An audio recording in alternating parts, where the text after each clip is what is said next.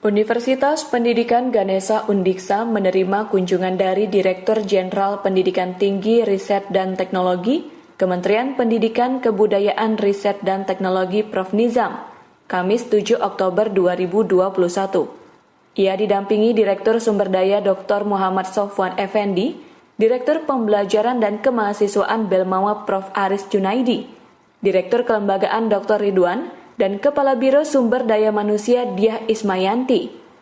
Kunjungan tersebut dalam rangka monitoring dan evaluasi proyek pembangunan laboratorium kesehatan terintegrasi, pendampingan penyusunan dokumen dan tata cara pengusulan prodi baru, serta sosialisasi Kartu Indonesia Pintar Kuliah KIPK dan Merdeka Belajar Kampus Merdeka.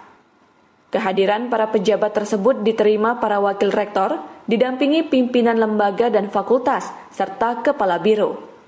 Pelaksanaan kegiatan dilakukan secara terpisah. Monitoring dan evaluasi pembangunan laboratorium berlangsung di ruang Ganesha 1 Rektorat, yang dihadiri Prof. Nizam, didampingi Sofwan Effendi, dan dari Undiksa oleh Wakil Rektor Bidang Perencanaan Administrasi Keuangan dan Sumber Daya Manusia Prof. Iwayan Lasmawan dan Kepala Biro Umum dan Keuangan Niluh Wayan Yasmiati. Pertemuan diawali dengan pemaparan progres pembangunan oleh pelaksana proyek dan manajemen konstruksi. Berdasarkan data, sampai minggu ke-37, realisasinya telah mencapai 95,12%. Lebih tinggi dari rencana sebesar 88,44%. Pekerjaan yang masih berjalan terdiri atas pekerjaan arsitektur, pekerjaan struktur beton, pekerjaan mekanikal elektrikal, dan pekerjaan jembatan penghubung. Kegiatan dilanjutkan dengan peninjauan lapangan. Di sela itu, Prof. Nizam memberikan apresiasi atas pelaksanaan proyek dengan dana bersumber dari Surat Berharga Syariah Negara SBSN tersebut. Karena dari sistem pelaksanaan, manajemen waktu, dan pembiayaan tetap dalam kondisi terkendali. Selain itu, berdasarkan pengamatannya, kualitas pekerjaan cukup bagus. Ia juga mengajak pelaksana dan para pekerja untuk tetap mengedepankan keselamatan kerja, termasuk mengantisipasi pembangunan ini menjadi klaster penyebaran COVID-19. Baik, jadi kalau kita lihat pelaksanaan pembangunan lab terintegrasi ini cukup lancar ya dari waktu pelaksanaan yang menghemat waktu, kemudian juga dari sisi biaya tetap dalam kendali sesuai dengan rencana, dan juga kalau kita lihat secara tuntas kualitas dari pekerjaan juga cukup bagus. Ini diharapkan bisa dipertahankan dan dijaga sampai nanti seluruh bangunan selesai. Dan ada hal-hal yang ditekankan untuk pelaksanaan proyek ini Pak agar berjalan semakin lancar lagi? Ya, tentu harapan kita proyek tetap menyelenggarakan melaksanakan K3, keselamatan kesehatan kerja selalu dijaga, terutama di tengah pandemi ini, jangan sampai terjadi kecelakaan, jangan sampai terjadi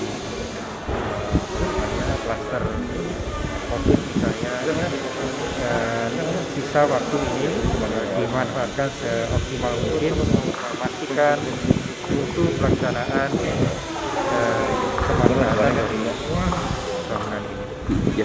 Tadi kan disampaikan Undiksa masih memerlukan beberapa fasilitas. Nah, seperti apa dukungan kementerian ke depan? Ya, tentu kita mendukung setiap keinginan dan upaya dari perguruan tinggi untuk meningkatkan kualitas dan meningkatkan layanan bagi para mahasiswanya. Tapi tentu harus bergantian karena PTN kita cukup banyak ya, 122 negeri, jadi bergantian bagi yang lain. Pada pertemuan ini, Wakil Rektor Undiksa Prof. Lasmawan sempat mengutarakan keinginan Undiksa untuk dapat membangun laboratorium pendidikan dan diharapkan ada dukungan dari pemerintah pusat.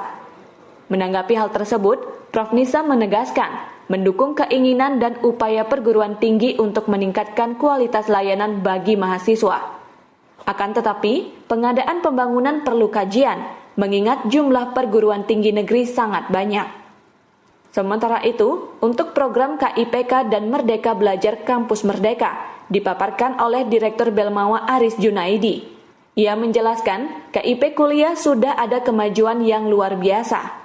Pada tahun 2020, anggaran total sebanyak 1,3 triliun, dan tahun 2021 meningkat menjadi 2,5 triliun. Khusus untuk Merdeka Belajar, Ia yang didampingi Wakil Rektor Bidang Kemahasiswaan, Alumni dan Hubungan Masyarakat Undiksa Profesor Iwayan Suastra menjelaskan bahwa pada tahun 2021, Kemendikbudristek sudah berkolaborasi dengan LPDP dengan anggarannya hampir 1,5 triliun. Peluang ini diharapkan dapat dimanfaatkan oleh para mahasiswa.